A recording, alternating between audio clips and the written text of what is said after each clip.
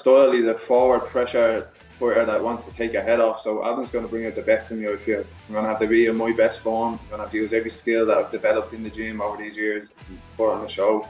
Just showcase what I can do and what I represent back home, the gym. And with the striking, back in the amateur days, I used to try hit someone and knock them out with their one shot, and then I'd be tired and be like, why is he not gone down? But now I like being there, find the flow, touch him, move, see what's open, try get it. Doesn't work, go somewhere else. It's mixed martial arts at the end of the day, and I can mix it up very well. First of all, introducing our challenger. Out of the blue corner. He's going to step in, and he does. It's all over. Let's bring on the boom. This is Eternal MMA.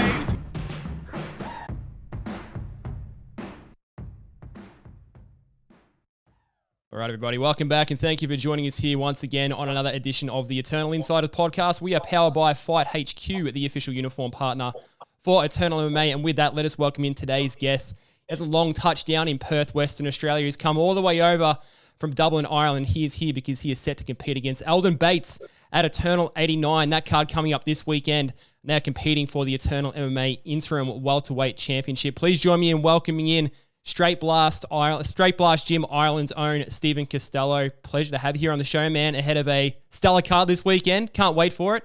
How are things with you, man? I've only been in Perth for a couple of days. How have you settled in? All good. Excited for the show. Looking forward to showing the skills and putting on a show for the fans. And main event. It's my first main event, so I'm excited for this. This is your first main event, all told, for all of your pro career. Yeah, my whole pro career, yeah. Main event for a title as well, so it's pretty exciting. Cool experience all around. Flying to Perth, the few days I've had here has been amazing. So it's been a great experience so far. I just need to collect that belt next. Fantastic, man. It's a pleasure to have you here. It's a very cool main event, an all-international main event pretty much. So we're very much looking forward to that and what comes with it. Like we said, you've only been in Perth for a couple of days, man. Is this your first time here in Australia? Yep, never been. First time in the land down under, and long travel, but it was worth it. That is long travel, man. How was the flight? How did the flight treat you? Yeah, it was good. I was supposed to have 3 flights, but one was cancelled, so I had 2, which was a bit sweet. And the last flight was 11 hours. So that was a bit of a challenge, but got through it. It's a bit rough, isn't it? Is this because I know you've competed pretty much everywhere, like in a lot of Europe, and you've been to the States and everything as well. Is this about as far as you've travelled entirely then? I don't think there's too many places that you sort of go farther. They're from Europe to Australia. It's wild, yeah. I went to Miami last year. That was a flight to, I think it was like New York, and then a connecting flight down to Miami. I think it was like 12 hours in total maybe. But one flight was 11 hours from Doha for me. So sure, that was a bit of a challenge, but yeah, I get it. Yeah. I was in Europe a couple of years ago, did the same thing, hopped over to Doha and then sort of the stretch flight over to Europe. It's a slog, man, so I can appreciate what you've gone through there. I know you've sort of got around. I think I saw you down the beach and everything a couple of days ago, sort of soaking in the sights. Have you enjoyed the time? How's the jet lag? How are you sort of settling in general to sort of the Perth lifestyle and the weather? I got to imagine the weather's a little bit nicer over this part. The first few days, the weather was like overcast. I was expecting like 30 degrees when I landed, but that didn't happen. Okay. I've settled in well. The jet lag I didn't really get. I came in the evening, and then I just kind of went to bed that night. No jet lag. The roommate snoring kept me up more than anything. Yeah, no. Is this your roommate? Is this someone that's come with you? Yeah, my friend that came with me, but I have my own room now, so the sleep is being a bit better. Oh man, he owes you one if you've been keeping you awake on the week of a title fight, mate. That's pretty rough. That's pretty rough. That's fair enough. But I mean, he's here for the support and everything, I guess. So that's only a good thing, brother. So I mean, look, big fight coming up. As far as I'm aware from looking at some of your fights, I mean, once you step foot in the cage and once those doors close behind you, this will be officially the 6th country that you've competed in your 7-fight career to date. This will be your 8th fight, I believe, but including your country of Ireland, 6 countries you competed in. This, of course, being the longest you've travelled in to compete for a fight. Can you tell us a little bit about how this opportunity sort of came across your lap? And was it a no-brainer for you to say, hell yeah, I'm travelling all the way to Australia to fight for an Australian title? The travel doesn't really bother me. Since an amateur, I've been traveling. I was representing Ireland I represented Ireland in the IMAF tournaments as an amateur. So I've I travelled to Bahrain for the World Championships before. I travelled to Serbia for the European Championships. So, and I travelled with different coaches, different people. Like, so it's kind of nothing to me. Like, it's at the end of the day, it's me in the cage. Like, I have to trust my own skills. Having a friendly voice in the corner is always good. I'm actually, after being connected with I can't really pronounce it. Listro Academy, is it? Luistro? Oh, you're training with Luistro down here. Yeah, I've been in Luistro the past 3 days. The lads have warm welcome me. Great gym. Shout out to them. Man. Romel, he's an absolute legend. Yes. So I'm after getting to know that man now. So I've travelled the world making connections, and Romel is a good contact now that I have from this experience as well. Like, that's really cool detail, man. I didn't know that, but a couple of really good guys in that gym. A couple of our boys over there have made it into the UFC recently. I don't know if you linked up with a couple of those boys or what they're doing, but Quillen Soulkilled from there. He's one of our lightweights that was the Eternal Lightweight champion. Competed on Dana White's Contender Series and got himself a contract there. And only a couple of weeks ago, Cody Haddon, one-time, two-time maybe competitor for Eternal MMA, he just got himself a contract over there. They're all in the gym, dude. They're all in the gym there? Yeah, that's cool. I met them all today. They're all cool, very welcoming, like sound. Like, there's beginners in that gym and UFC fighters. Like, it's a lovely mix. It's a nice vibe in there. Like, fantastic. I mean, you're coming all the way over from Ireland, man. I mean, it's like Perth is just such a great hotbed. I'm over the other side on the East Coast in Victoria, so hence a bit of the time difference that we've got here, but a lot of great gyms over there. Very cool that you're hooking up with the Luistro boys. That's incredible, man. What time is it where you are now? We're 6:40 over here now, so there's a 3-hour difference with us over the other side of the country. It works out well. I love talking to people from Perth because when you guys want to, well, not when I say you guys, you're there now, but you want to do something in the morning, it's my afternoon, or afternoon it turns into my evening, so it sort of works out kind of well for sure. Because we were originally going to do this in Ireland, which was actually was going to work out pretty well because it was your morning and my evening, but this worked out even better. So either way, we've got you on here, man. It's really cool. So you are actually coming off as well another title win in Tenerife, Spain. I believe it was. That wasn't a main event. I thought that was a main event, but it was at least a title fight, yeah? It was co-main. They had a Muay Thai event on as a main event. Okay, cool. Good strikers, which was going to bring a lot of action. So I understand why they had the MMA as co-main, maybe. Sure, fair enough. I mean, you did come away with that, from what I can see, with a second round stoppage over a very experienced opponent who had like an 11-3 record, if I'm not mistaken. So 14 pro fights to just your 6th at that time. Propped yourself up to a very respectable 5-2 as a pro. What can you tell us about that performance, capturing your first professional title before you come into this fight? How was that fight? How was your experience? What can you tell us about your last performance? It was nice. It was a nice step up. I felt like with previous fights, like I'm not making mega money at the moment, so the money isn't always like, let's go get it. But having a belt on the line, it's a real motivator. And that camp, I was fully motivated. Like, at the end of the day, I don't care about the records. You know what I mean? People say records are for the DJs. A record is a record. It's my skills at the end of the day that should get the win. So the fact there's a belt on the line again, that was a real motivator, and that's why I said yeah. You asked me about how did the fight come about. An Irish fighter, John Mitchell. Do you know John Mitchell? No, I don't think so, unless my memory's failing me. He's an Irish fighter. He's living in Dubai. Ben, the organizer of the show, texted him looking for a welterweight, and then he sent it to me, and I said yes straight away. In fact, there was a belt there again. It gave me let's go, another belt. So I said yes straight away, no matter who it was. I love that, man. I can't wait to talk about this fight. I've got a few things I want to ask you about it. Like I said, it's an international clash at the top of an Australian card, which is very intriguing. Aldin Bates, of course, lives and resides in Perth, but originally a UK boy himself. Very, very intriguing on a couple of fronts. I mean, I wanted to ask you too, in terms of like competing in all these different countries. Like I said, this would be your 6th country that you've competed in once that cage door closes behind you. Is this just sort of like a matter of necessity? Like when you live in a country like Ireland, is it a matter of like the opportunities in Ireland sort of being a little more few and far between, or is it a little bit more normal for like European fighters to kind of compete in a lot of different European countries? Maybe we think, I know you've been to the US and all that sort of thing as well. Like how sort of normal is this to have so many fights sort of spotted around the map as you have?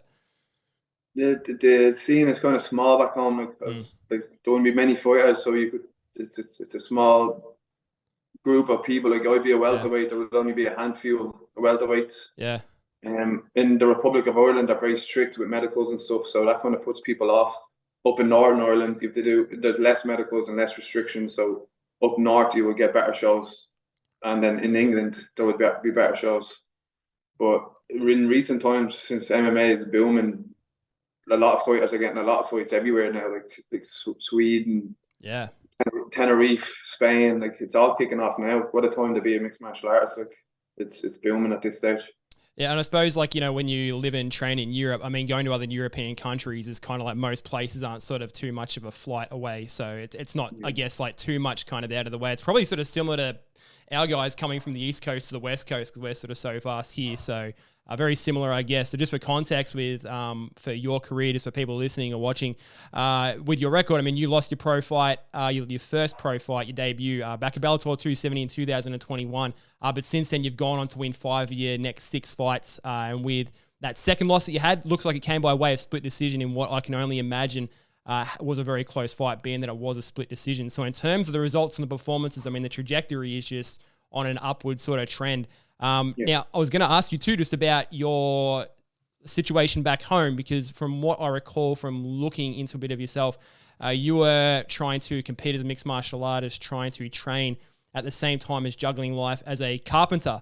You're a qualified carpenter, but also trying to maybe get like sponsorship and all that sort of thing through the recent part of your career to alleviate some of that pressure. Has that sort of dynamic changed a bit for you? Like, what is sort of your situation in terms of trying to juggle all things while trying to compete all around the globe as a mixed martial artist?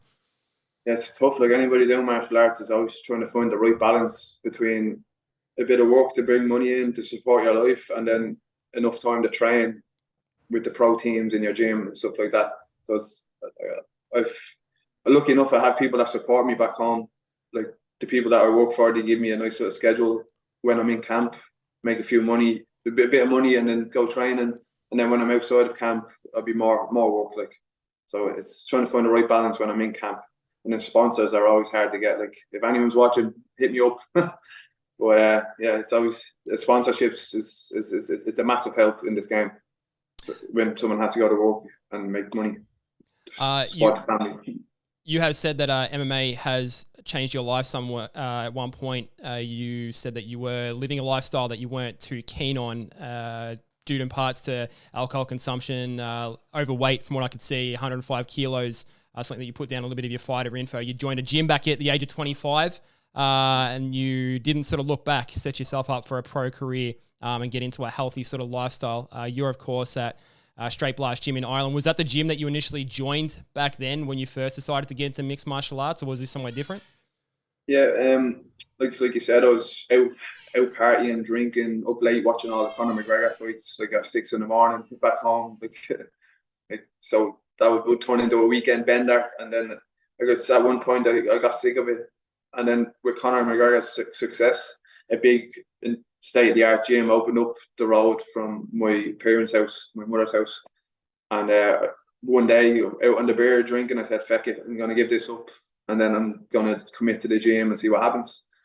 And then I went to the gym one day at a time, got offered a little amateur fight, and then now here I am sitting in Australia about to fight for a world title.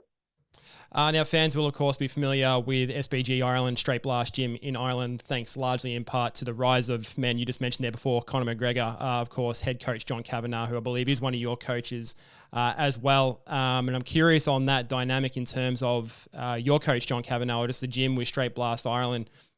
We just talked about what an influence you just joining an MMA gym in general has been for your life and putting you on a better path with mixed martial arts and getting to compete professionally. Can you talk a bit about, your coaches in that gym and just how influential they have been on your career?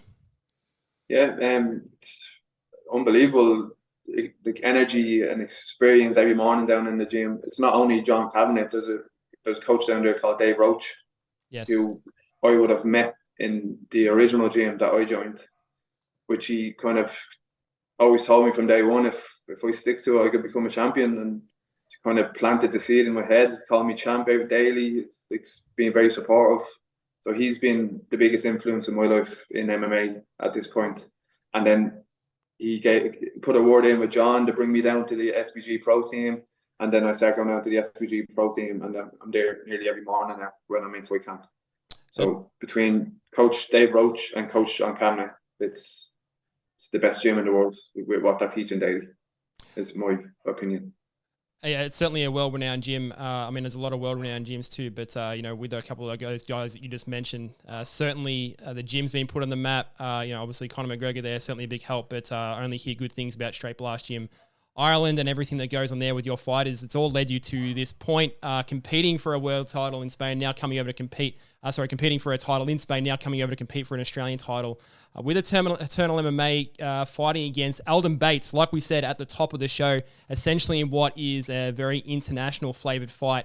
Aldin, of course, being originally from the UK, living and residing in Perth now, yourself coming over from Dublin, Ireland, to kick off an absolutely stellar main card over here.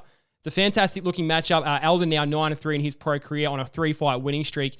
How familiar are you with Aldin? Did you know anything about Aldin prior to this fight getting announced, or was it just pretty much your first time fighting out? What do you know about him as far as what this matchup might be like? First I heard of him was when I got the Topology sent into the WhatsApp group. I just clicked in, went through, had a look at who he was fighting. Then I started hearing that the Jack Della Maia in the UFC now, so I kind of dug into all that kind of information. I've done a bit of research on him. I've watched as much as I can, whatever's online. It's nice to know the enemy, what he has, the art of war, isn't it? That's the one. So so I've watched as much as I can on him, and I kind of know what I'm expecting now, and I'm sure he has an idea of what he's expecting. So it's going to be a banger of a fight, I guess. Certainly going to be a banger of a fight, man. And like we said, it's obviously in Perth, Western Australia at the HBF Stadium now. You won't be as familiar with this, but I mean, the Perth fans, the Perth atmosphere and the scene over there is what I myself and a lot of people consider to be the best in the country in such a remote part of the country, because most of the action is on the East Coast and you got little old Perth down there. So many great fighters that have come out of Perth, Western Australia. Man, you just mentioned that Aldin's previously fought in Jack Della Maia, now over in the UFC. Now, obviously, he's originally from the UK, but now lives in Perth, so he's very much a hometown favourite. Now, you've competed, obviously, all across Europe. You've competed in the States, so I imagine you coming into enemy territory, essentially, in this one, competing against Aldin, is it going to be an element that's not going to bother you whatsoever? No, it's like when I step into the cage, it's like I don't see anything else. I'm just in the cage. I'll hear the noise, I'll hear the fans, I'll hear the music, and then when the bell goes, it's just I turn into what I've been trained to do. I'll keep fighting until the referee is either pulling me off, or I'll hear the whistle to go back to my corner to go back for the next round. I'm well used to it at this stage. It's my job now. I'm trying to make it my full-time job, so I have to treat it that way. So you continue. But I don't get caught up in the emotions anymore. I used to fear what will happen, this, that. But if I go out and I have my mind right and I'm calm, composed, but the good things happen. And now from what I've seen, I've looked at a couple of your interviews from the recent past and everything, and you sort of have that refreshing attitude. You're not a predictions guy, and I mean, you've said in a couple of podcasts that, who knows what's going to happen with a fight. You can't predict an outcome, but you'll go in there and you're going to, put on your skills. You're going to give your damn best shot to come out the other sort of side of it. It's kind of a very refreshing attitude. So while you're not sort of a prediction guy or anything like that, is there any particular keys to victory when you put your skills up and everything you bring to the table with your technicality, with your power, everything that you worked on recently? I know you've said that your boxing has come so far and now your striking is on such a level that you're touching people with these kind of 1-2 sort of punches that weren't necessarily having the effect at the start of your career that now they're having at this point in your career. We know what Aldin's like as far as him being a bit of a wild man. What do you think when you stack yourself up against him that some of those keys to victory for yourself are going to be? Aldin's style, he's a forward pressure fighter that wants to take your head off. So Aldin's going to bring out the best in me, I feel. I'm going to have to be in my best form. I'm going to have to use every skill that I've developed in the gym over these years and put on the show. Just showcase what I can do and what I represent back home, the gym. And with the striking, back in the amateur days, I used to try hit someone and knock them out with the one shot, and then I'd be tired and be like, why is he not gone down? But now I like being there, find the flow, touch him, move, see what's open, try get it, doesn't work, go somewhere else. It's mixed martial arts at the end of the day, and I can mix it up very well. Now, I don't know if you're aware of sort of the finer details in and around competing for what is the interim welterweight championship for Eternal MMA, but we have a welterweight champion that is currently on the sidelines due to injury, a Auckland Stitt, my apologies. Now, I don't know what's been talked about or as far as what's been communicated to you if you come out the other side the winner. But with Lachlan being the champion and with you potentially being the interim champion, depending on what the future holds for your career and where you might potentially go, would you be willing to come back to Australia to compete against Lachlan Stitt if the situation calls for it, to essentially unify those belts? Yeah, it was said it's an interim belt, so I have to fight the champion for his belt, which I think will happen in February the 8th. And they've released that the UFC is here in February the 9th. So coming over for another belt and then going to watch the UFC the day after would be very that'd be a good thing to look forward to. So I would definitely take that opportunity. But then again, you don't know what's going to pop up. If the bigger contract comes somewhere, a bigger show, I'll also have to talk to the people who look after me and make a decision. It's been really good with the last sort of few cards that have happened in Australia where the UFC has been here sort of the next day, especially with a couple of those Perth cards that we've had where a lot of the guys get to put on their skills the night before and have the UFC in town. Steven Erceg, one of our flyweights that competed for the flyweight championship not too long ago, comes to mind where he won his last fight for Eternal MMA. The UFC was in town the next day, had a couple of UFC guys here, took him straight at the back and said, hey, you're signed, you're going to the UFC. So only good things can come from competing with Eternal MMA when the show's in town. So good to hear that you come out the other side with that belt, come back and potentially unify those against Lachlan Stitt with the UFC the next day and see what holds for the rest of your career, man. Very exciting things in your future for sure. What is sort of the long-term vision for the rest of your career, mate? You just mentioned, obviously, the UFC. They'll be in town. I know it's a silly question to ask. Not everyone is always of this mind, but I'm assuming that's the long-term goal. That's where you want to be.